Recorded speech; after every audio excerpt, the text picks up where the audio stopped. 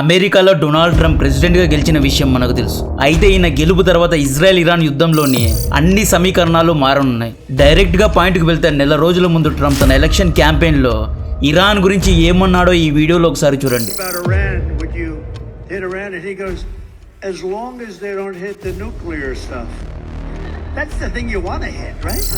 ఇక్కడ ట్రంప్ ఏమంటున్నారు అంటే ఇజ్రాయెల్ లేదా అమెరికా దేశాలు ఇరాన్ పైన దెబ్బ కొట్టాలి అంటే మొదటగా ఇరాన్ యొక్క న్యూక్లియర్ ప్లాన్స్ను ధ్వంసం చేయండి అని ట్రంప్ అంటున్నారు.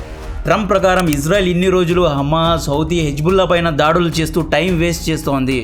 ఫస్ట్ వెళ్ళి ఇరాన్ న్యూక్లియర్ మ్యానుఫ్యాక్చరింగ్ ఫెసిలిటీస్ పైన బాంబ్స్ను డ్రాప్ చేసి రండి, తర్వాత చూసుకుందాం అంటున్నారు. హిట్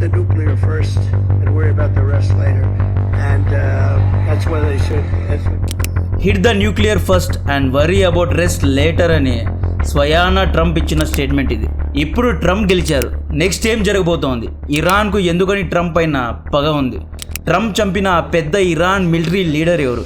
ఇరాన్ న్యూక్లియర్ ప్లాన్స్ ధ్వంసం అయితే ఇరాన్ పనైపోతుందా అనే విషయాలు ఎక్స్క్లూజివ్గా ఈ వీడియోలో చెప్తా.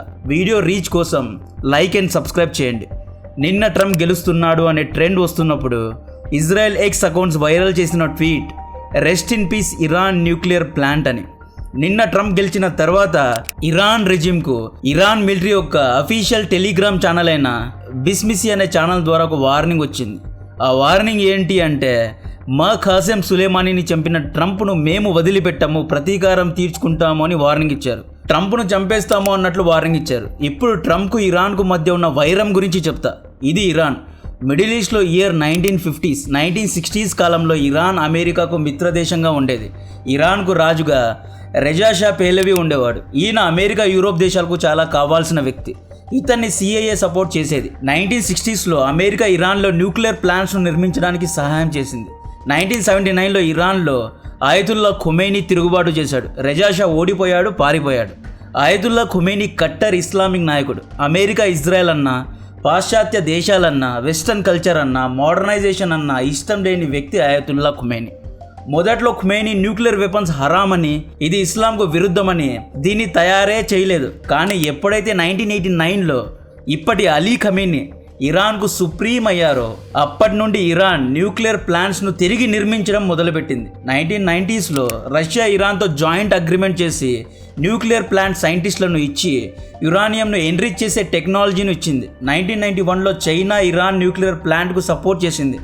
మొదటగా అమెరికా ఇయర్ 1995లో చైనాను కన్విన్స్ చేసి ఇరాన్ న్యూక్లియర్ ప్లాంట్లో పని చేయొద్దు అని చైనాను వెనక్కి లాగింది. అప్పట్లో చైనా అమెరికాకు బ్లూ ఐడ్ బాయ్గా ఉండేది, మిత్రదేశంగా ఉండేది, జిగిరి దోస్త్ లాగా ఉండేది. కాబట్టి చైనా న్యూక్లియర్ ప్లాంట్ డ్రాయింగ్స్ను మాత్రమే ఇరాన్కు ఇచ్చి డీల్ నుండి వెనక్కు వచ్చేసింది.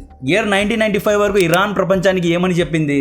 నేను కరెంట్ను ఉత్పత్తి చేయడానికి, శాంతి కోసం, డొమెస్టిక్ పర్పస్ కోసం మాత్రమే న్యూక్లియర్ ప్లాంట్ను కడుతున్నాను అని చెప్పింది. ఎప్పటికప్పుడు ఇజ్రాయెల్ ప్రపంచానికి హెచ్చరిస్తూనే ఉంది, ఇరాన్ న్యూక్లియర్ బాంబును తయారు చేస్తోంది, జాగ్రత్తగా ఉండండి, ఒకవేళ ఇరాన్ దగ్గర న్యూక్లియర్ వెపన్ వచ్చేస్తే మాపైనే దాడి చేస్తుంది అని ఇజ్రాయెల్ హెచ్చరిస్తూనే వస్తోంది. ఇయర్ 2002లో ఇక్కడి మ్యాప్లో కనిపిస్తున్న నతాన్స్ అనే న్యూక్లియర్ ప్లాంట్లో ఇరాన్ సీక్రెట్గా న్యూక్లియర్ వెపన్స్ను తయారు చేస్తోంది అనే విషయాన్ని national council of resistance of Iran అంటే NCRI అనే సంస్థ అమెరికాకు ఇన్ఫార్మ్ చేసింది. దీంతో రచ్చ మొదలైంది. 2003లో ఇరాన్ ప్రభుత్వం మేము అటామిక్ బాంబ్ను తయారు చేస్తున్నాం, ఏం చేసుకుంటారో చేసుకోండి అనే స్టేట్మెంట్ ఇచ్చింది. కట్ చేస్తే 2004లో జార్జ్ బుష్ ఇరాన్ పైన ఎన్నో శాంక్షన్స్ వేశాడు. ఇరాన్కు ఎవ్వరూ యురానియంను సప్లై చేయకూడదు అనే శాంక్షన్స్ పెట్టి ఆ తర్వాత ఇరానియన్ బ్యాంక్స్ పైన కూడా ఎన్నో శాంక్షన్స్ వేశాడు. జార్జ్ బుష్ రిపబ్లిక్ పార్టీ నాయకుడు, సేమ్ ట్రంప్ పార్టీనే George bush party. Republican party నాయకులు రైట్ పార్టీ నాయకులు అంటే కన్జర్వేటివ్ పార్టీ నాయకులు. వీళ్ళు యూదులకు ఫుల్గా సపోర్ట్ చేస్తారు. వీళ్ళు కట్టర్ క్రిస్టియన్స్. 2009లో ఒబామా ప్రెసిడెంట్ అయ్యారు. ఒబామా డెమోక్రటిక్ పార్టీకు చెందినవారు. డెమోక్రటిక్ పార్టీకు అమెరికా యొక్క అరబ్ ముస్లిమ్స్, మైనారిటీస్ సపోర్ట్ చేస్తారు. తన ఓట్ బ్యాంక్ను బుజ్జగించడానికి ఒబామా ఇరాన్ పైన శాంక్షన్స్ను ఈజ్ చేశాడు, ఎత్తివేశాడు. ఇక్కడ ఓట్ బ్యాంక్ను మెయింటైన్ చేయడం తప్పు అని నేను చెప్పడం లేదు. ప్రపంచం మొత్తంలో అన్ని డెమోక్రటిక్ పెద్ద దేశాల్లో 2 పార్టీలు ఉంటాయి, ఒకటి రైట్ పార్టీ, ఇంకోటి లెఫ్ట్ పార్టీ. లెఫ్ట్ పార్టీ అంటే డెమోక్రటిక్ పార్టీ. ఈ పార్టీలు ఏం చేస్తాయి? మైనారిటీస్ను కన్సాలిడేట్ చేస్తాయి, అంటే మైనారిటీస్ ఓట్స్ అన్నీ తీసుకుంటాయి. ఆ తర్వాత మెజారిటీస్ ఉంటారు కదా, వాళ్ళని చీలుస్తాయి. ఫర్ ఎగ్జాంపుల్ అమెరికాలో అమెరికన్ క్రిస్టియన్స్ యొక్క ఓట్స్ను, జ్యూస్ ఓట్స్ను చీలుస్తాయి, లేదా ఆర్థోడాక్స్ క్రిస్టియన్స్ ఓట్స్ను చీల్చి సెక్యులర్ సహాయంతో వీళ్ళు ప్రభుత్వాన్ని స్థాపిస్తారు. రైట్ వింగ్ పార్టీ నాయకులు ఏం చేస్తారు అంటే వీళ్ళు తమ దేశంలో ఉన్న మెజారిటీ యొక్క ఓట్స్ను కన్సాలిడేట్ చేస్తారు. ఫర్ ఎగ్జాంపుల్ అమెరికాలో అమెరికన్స్ ఏం చేస్తారు, American Christians and American juice యొక్క ఓట్స్ను కన్సాలిడేట్ చేస్తారు. దీంతో వీళ్ళకు ఓట్స్ వచ్చేస్తాయి, వీళ్ళు గెలుస్తారు.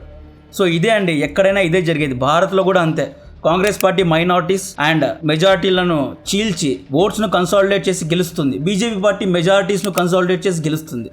ఇందులో తప్పు లేదు, నేను చెప్తున్నా అంతే. ఓట్ బ్యాంక్ను బుజ్జగించడానికి ఒబామా ఇరాన్ యొక్క శాంక్షన్స్ను కొంతవరకు ఈజ్ చేశాడు. 2015లో ఇదే డెమోక్రటిక్ పార్టీ నాయకుడు ఒబామా ఇరాన్తో జాయింట్ న్యూక్లియర్ అగ్రిమెంట్ను చేసుకున్నాడు. స్వయాన అమెరికా ఇరాన్ లోపల న్యూక్లియర్ ఫెసిలిటీస్ను డెవలప్ చేసి ఇరాన్కు టెక్నాలజీ ఇచ్చి ఇరాన్కు సహాయపడుతుంది అన్నమాట. బట్ ఈ న్యూక్లియర్ ఫెసిలిటీస్ ద్వారా ఇరాన్ అణుబాంబును తయారు చేయకూడదు అనేది ఒప్పందం. కేవలం డొమెస్టిక్ పర్పసెస్ కోసం, అంటే ఎలక్ట్రిసిటీని ఉత్పత్తి చేయడానికి మాత్రమే ఇరాన్ ఈ న్యూక్లియర్ ఫెసిలిటీస్ను వాడాలి అనేదే ఈ జాయింట్ అగ్రిమెంట్ యొక్క సారాంశం. ఈ యుఎస్ ఇరాన్ డీల్ను వ్యతిరేకించిన దేశాలు ఇజ్రాయెల్ మరియు సౌదీ అరేబియా. కావాలంటే 2015లో రిలీజ్ అయిన అల్ జజీరా ఆర్టికల్ను ఒకసారి చూడండి.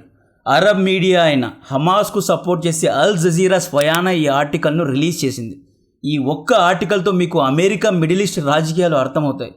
ఒబామా ఇజ్రాయెల్ పైన ప్రెజర్ పెట్టాలి అని మిడిల్ ఈస్ట్లో ఇరాన్ను తమ వైపు లాగి తద్వారా సౌదీ అరేబియా యూఏఈ పైన హోల్డ్ను ఉంచుకోవాలి అని. మీరు లేకపోతే నేను ఇరాన్ వైపు కూడా వెళ్ళగలను అనే పాయింట్ను ప్రూవ్ చేయడానికి ఒబామా ఇరాన్తో చేతులు కలిపాడు, న్యూక్లియర్ ఒప్పందం చేశాడు. ఇలా చేస్తే ఒబామాకు మైనారిటీ ఓట్స్ కూడా వస్తాయి. ఇది సెకండరీ, దీన్ని పక్కన పెడదాం.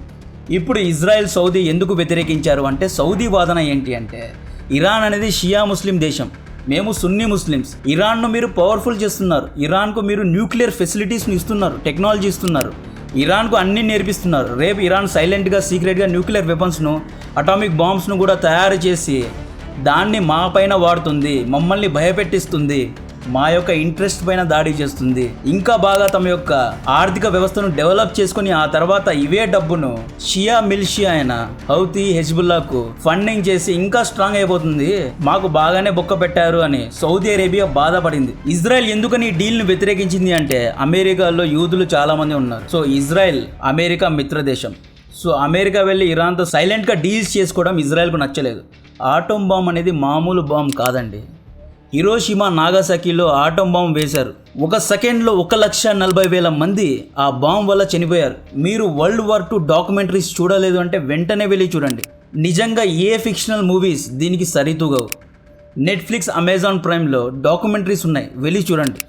ఆటం బాంబ్ డ్రాప్ అయిన తర్వాత రిలీజ్ అయ్యే రేడియో యాక్టివ్ రేడియేషన్ కారణంగా జపానీస్ పిల్లలు, వారి పిల్లలకు కూడా రోగాలు ఉన్నాయి, జెనెటిక్గా రోగాలు వచ్చాయి. హైపోథెటికలీ రేపు ఇరాన్ దగ్గర న్యూక్లియర్ బాంబ్ వచ్చేస్తే ఇరాన్ ముల్లా నాయకుడు లేదా ఇరాన్ మిలిటరీ లీడర్ ఏదో కోపంలో, ఏదో యాంగ్స్ట్లో, ఏదో డిసిషన్ తీసుకొని అటామ్ బాంబ్ను ఇజ్రాయెల్ పైన ఫైర్ చేస్తే ఇజ్రాయెల్ అనేది పూర్తిగా నాశనం అవుతుంది. ఇజ్రాయెల్ ప్రజలు యూరోప్కు పారిపోతారు. ఒక ఆటం బాంబ్ ఇజ్రాయెల్లో పడితే చాలు, ఎవ్వరూ ఇజ్రాయెల్లో ఉండరు. రేడియో యాక్టివ్ రేడియేషన్స్ నుండి తప్పించుకోవడానికి ఇజ్రాయలీ ప్రజలు తమ పిల్లల్ని తీసుకొని నెక్స్ట్ డే ఫ్లైట్ ఎక్కి యూరోప్కో అమెరికాకో పారిపోతారు. ఇజ్రాయెల్లో ఎవ్వరూ ఇన్వెస్ట్ చేయరు, ఇజ్రాయెల్ ఆర్థిక వ్యవస్థ కూలిపోతుంది, గేమ్ ఎండ్ అవుతుంది. వరల్డ్ వార్ II యుద్ధాన్ని ఆపేసిన వెపన్ ఏదైనా ఉంది అంటే అది అటోమ్ బాంబ్సే. వరల్డ్ వార్ II సమయంలో ఆల్బర్ట్ ఐన్స్టీన్ ఏమన్నారో తెలుసా? ఆటోమ్ బాంబ్ను నేను శాంతి కోసం తయారు చేయాలి అనుకుంటున్నాను అన్నారు. ఈ వెపన్ ఉన్నందుకే అమెరికా సూపర్ పవర్గా మారింది. 1945 వరల్డ్ వార్ IIలో యాక్చువల్లీ అమెరికన్ సైనికులు చాలా వీక్గా ఉండేవారు. జపాన్ సైనికుల ద్వారా ఎంతోమంది అమెరికన్ సోల్జర్స్ చనిపోయారు. వరల్డ్ వార్ II యుద్ధంలో ఆగస్ట్ 1945 వరకు హీరో రష్యానే. బ్యాటిల్ ఆఫ్ స్టాలిన్ గ్రాడ్లో జర్మనీని ఓడించిన స్టాలిన్ వరల్డ్ వార్ IIలో మెగాస్టార్లా ఉండేవాడు. కానీ ఆగస్టు 6 రోజు ఎప్పుడైతే ఆటోమ్ బాంబ్ను అమెరికా జపాన్ పైన వేసిందో సడన్గా ప్రపంచ దేశాల్లో అమెరికా హైలైట్ అయింది. అమెరికా ఏదో వెపన్ తయారు చేసిందంట, అది మష్రూమ్ షేప్లో ఎగురుతుందంట, దాని ద్వారా ఒక సెకండ్కి 70,000 మంది చనిపోయారంట, లక్షల్లో ప్రజలు చనిపోతారంట అనే న్యూస్ వైరల్ అయ్యి అందరూ భయపడ్డారు. జపాన్ రాజు కూడా భయపడ్డారు, జపాన్ ప్రజలు కూడా భయపడ్డారు. అందరూ శాంతిని కోరుకున్నారు. ఇక మేము యుద్ధం చేయము, అదేదో న్యూక్లియర్ వెపన్ వచ్చేసింది, దాన్ని మా పైన వేస్తే మా వల్ల కాదు, మేము యుద్ధాన్ని ఆపేస్తున్నాము అని అన్ని దేశాలు యుద్ధాన్ని విరమించుకున్నాయి. ఇన్ఫ్యాక్ట్ ఆల్బర్ట్ ఐన్స్టీన్ ఆటోమ్ బాంబ్ను తయారు చేయలేదు, కానీ న్యూక్లియర్ ఫిజన్ అనే థియరీ డిరైవ్ చేసిన E = mc² అనే ఫార్ములాను కనుక్కున్న వ్యక్తి ఆల్బర్ట్ ఐన్స్టీన్. ఈయన యాక్చువల్లీ జర్మన్ సైంటిస్టులు ఈయన్ని పిచ్చోడు అన్నారు. E=mc² ఏంటి, థియరీ ఆఫ్ రిలేటిబిలిటీ ఏంటి, ఒక చిన్న మాస్ ట్రిలియన్స్ ఆఫ్ ఎనర్జీని ఎలా క్రియేట్ చేయగలుగుతుంది, పిచ్చి పట్టి మాట్లాడుతున్నావా, నీకేం మెంటల్ పట్టిందా అని ఐన్స్టీన్ని తరిమి కొట్టారు. సో ఐన్స్టీన్ అమెరికాకు వెళ్ళి అక్కడ ఆటం బాంబ్ తయారు చేయడంలో పనిచేశాడు. ఇతని చరిత్ర ఆటం బాంబ్ తయారు చేసిన రాక్షసుడు అని గుర్తించకూడదు అని భావించి ఈయన నాకు ఆటం బాంబ్కు ఎటువంటి సంబంధం లేదు అంటాడు. కానీ ఆల్బర్ట్ ఐన్స్టీన్ ఖచ్చితంగా మ్యాన్ హాటన్ ప్రాజెక్ట్లో రెగ్యులర్గా వెళ్ళేవాడు, పనిచేసేవాడు. ఆటం బాంబ్ తయారీలో ఈయన కాంట్రిబ్యూషన్ చాలా ఎక్కువగా ఉంది. సో ఒబామా ఇజ్రాయెల్ సౌదీ శత్రువైన ఇరాన్తో న్యూక్లియర్ డీల్ చేసుకోవడం చాలా మందికి నచ్చలేదు. నెక్స్ట్ 2017లో ట్రంప్ ప్రెసిడెంట్ అయ్యాడు. ట్రంప్ 2018లో ఈ ఇరాన్ యుఎస్ డీల్ను కొట్టి పడేశాడు, క్యాన్సిల్ చేశాడు. ఆ పేపర్స్ను చింపి చెత్తబుట్టలో పడేశాడు. ట్రంప్ ఉన్నప్పుడు 2018 నుండి 2021 వరకు ఇరాన్ ఆర్థికంగా కృంగిపోయింది. ఖతర్ ఆ మధ్యలో హౌతీ హెజ్బుల్లాకు సపోర్ట్ చేస్తోంది అని తెలిసి ట్రంప్ ఖతర్ పైనే బ్లాకేడ్ విధించాడు. ఇయర్ 2020లో ఇరాన్ యొక్క చాలా పెద్ద లీడర్ ఖాసెం సులేమానీను ట్రంప్ టార్గెట్ చేశాడు. ఖాసెం సులేమానీ మామూలు వ్యక్తి కాదు. ఇరాన్ యొక్క ఫారెన్ పాలసీకు ఆర్కిటెక్ట్ ఇతను.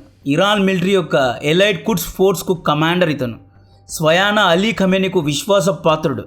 ఇరాక్ మరియు ఇరాన్ యుద్ధంలో ఇరాక్కు అమెరికా సపోర్ట్ చేస్తూ ఉన్నప్పుడు ఖాసిం సులేమానీ తెలివిని వాడి 500 మంది అమెరికన్ సోల్జర్స్ను చంపేశాడు. దాదాపు 2000 మంది అమెరికన్ సోల్జర్స్ను గాయపరిచిన వ్యక్తి ఖాసిం సులేమానీ. ఇప్పుడున్న హెజ్బుల్లాను డిజైన్ చేసిన వ్యక్తి ఇతను ఇంతకుముందు సిఐఏ ఏజెంట్గా పనిచేసేవాడు. మిడిల్ ఈస్ట్లో షియా పవర్ను ఎక్స్పాండ్ చేసిన వ్యక్తి ఖాసిం సులేమానీ. గాజా యొక్క సెకండ్ ఇంతిఫాదాలో ముఖ్య పాత్ర పోషించిన వ్యక్తి. ఆల్ ఇన్ ఆల్ ఇరాన్లో ఖమేనీ తర్వాత మోస్ట్ ఇన్ఫ్లుయెన్షియల్ వ్యక్తి ఎవరైనా ఉంటే అది ఖాసిం సులేమానీనే. ఇతన్ని ట్రంప్ 2020లో డ్రోన్ ద్వారా చంపేశాడు. ఖాసిం సులేమానీని చంపినందుకే మొన్న ఇరాన్ టెలిగ్రామ్ ఛానల్ ట్రంప్ పైన ప్రతీకారం తీర్చుకుంటామని వార్నింగ్ ఇచ్చింది. ట్రంప్ పదవీ కాలంలో అంటే 2017 నుండి 2020 ఆఖరి వరకు ఇరాన్ సైలెంట్గా ఉంది. ఎటువంటి అటాక్స్ చేయలేదు, ఇజ్రాయెల్ని ముట్టుకోలేదు. హమాస్, హెజ్బుల్లా, హౌతీ వీళ్ళందరూ సైలెంట్గా అండర్గ్రౌండ్లోనే తమ యొక్క సొరంగాల్లోనే ఉండేవారు. ట్రంప్ టైట్గా ఇరాన్ను అన్ని వైపులా పట్టి ఉంచాడు. ఇటు మిలిటరీ పరంగా అటు ఆర్థికంగా అన్ని వైపులా ఇరాన్ను తన గ్రిప్లో పెట్టుకున్న వ్యక్తి ట్రంప్. 2021లో అమెరికాలో డెమోక్రటిక్ పార్టీ గెలిచింది, జో బైడెన్ గెలిచారు. ఆ తర్వాత జో బైడెన్ ఇరాన్కు కొంత రిలీఫ్ చేశాడు. కెనడాలో డస్ట్బిన్ ట్రూబో పార్టీ వచ్చింది. ఫ్రాన్స్లో మ్యాక్రాన్, జర్మనీలో కూడా ఓల్స్ కాజ్ యొక్క డెమోక్రటిక్ పార్టీ వచ్చింది. ఇవన్నీ లెఫ్ట్ లీనింగ్ పార్టీస్. దీంతో ఇరాన్ కొంచెం ఫ్రీ అయింది. ఆ తర్వాత అక్టోబర్ 7 రోజు 2023 మనకందరికీ తెలిసిందే, ఇరాన్ ఇజ్రాయెల్ పైన హమాస్ ద్వారా దాడి చేయించింది. కమలా హ్యారిస్, జో బైడెన్ ఇరాన్ పైన ఎక్కువగా యాక్షన్స్ తీసుకోలేదు. ఎందుకంటే మిచిగాన్, టెక్సాస్, కాలిఫోర్నియా, న్యూయార్క్ వంటి రాష్ట్రాల్లో ఉన్న మైనారిటీస్ ఓట్స్ కోల్పోతాము అని ఈ డెమోక్రటిక్ పార్టీ నాయకులు ఇరాన్ పైన ఎక్కువగా యాక్షన్ తీసుకోలేదు. కానీ 2024 ఎలక్షన్స్లో American Arab Muslims, American minorities కూడా కమలా హారిస్ పైన విసిగిపోయి ఓట్స్ వేయడానికి కూడా రాలేదు. అందుకనే చాలా చోట్ల కమలా హారిస్కు ఓట్స్ రాలేదు. సో ఇప్పుడు ట్రంప్ ఏమంటున్నారు అంటే నేను యుద్ధాన్ని ఆపేస్తాను అంటున్నాడు. అక్టోబర్ 26 రోజు ఇజ్రాయెల్ ఇరాన్ పైన దాడి చేసిన తర్వాత ఇరాన్ ప్రతిదాడి చేయలేదు. ఒకవేళ ఇరాన్ ప్రతిదాడి చేస్తే ట్రంప్ ఇజ్రాయెల్కు go ahead and hit the nuclear weapons అని ఆదేశిస్తారు. కాబట్టి ఇరాన్ జాగ్రత్తగా ఉండి, కావాలంటే న్యూస్ పేపర్ చదవండి. ఇరాన్ చాలా జాగ్రత్తగా ఇప్పుడు ఉంది. ఇజ్రాయలీ సోర్సెస్ ఆధారంగా ఇరాన్ ఏదైనా ఇంకొక చిన్న తప్పు చేస్తే డెఫినెట్గా ఇరాన్లో ఉన్న న్యూక్లియర్ ఫెసిలిటీస్ను ధ్వంసం చేస్తాము అంటున్నారు. ఒకవేళ ఇరాన్ న్యూక్లియర్ ఫెసిలిటీస్ ధ్వంసం అయితే ఇరాన్ పవర్ను కోల్పోతుంది. ఇరాన్ కూడా మామూలు అరబ్ దేశాల్లాగా ఆయిల్ను ప్రొడ్యూస్ చేసే కంట్రీలాగా మారిపోతుంది. అరబ్ దేశాల్లో ఇరాన్కు ఎందుకు ప్రత్యేక స్థానం ఉంది అంటే ఇరాన్ న్యూక్లియర్ వెపన్స్ను డెవలప్ చేస్తోంది కాబట్టే దీనికి ప్రత్యేక స్థానం ఉంది. లేకపోతే ఇరాన్, యుఏఈ, సౌదీ, మిగతా ఖతర్, కువైట్ ఇలాంటి దేశాలకు ఇరాన్కు ఎటువంటి డిఫరెన్స్ ఉండదు. ఇరాన్ తన పవర్ మొత్తాన్ని కోల్పోతుందండి, డమ్మీ అయిపోతుంది. So Iran nuclear weapons Israel hit చేస్తుందా లేదా అనేది కామెంట్ చేయండి. ఈ వీడియో మీకు నచ్చితే డెఫినెట్గా మీ అభిప్రాయాన్ని తెలియజేయండి. బెంజమిన్ నేతన్యాహు ట్రంప్ విజయం తర్వాత చాలా హ్యాపీగా ఉన్నారు. ట్రంప్ గెలిచిన తర్వాత ట్రంప్కు కాల్ చేసిన మొట్టమొదటి లీడర్ బెంజమిన్ నేతన్యాహుయే. దాదాపు 20 నిమిషాలు ఫోన్లో మాట్లాడాడు. ఇజ్రాయెల్ ఎక్స్ హ్యాండిల్స్ ఓపెన్గా ట్రంప్కు ఓట్ వేయమని ఎలక్షన్ క్యాంపెయిన్ సమయంలో కోరాయి.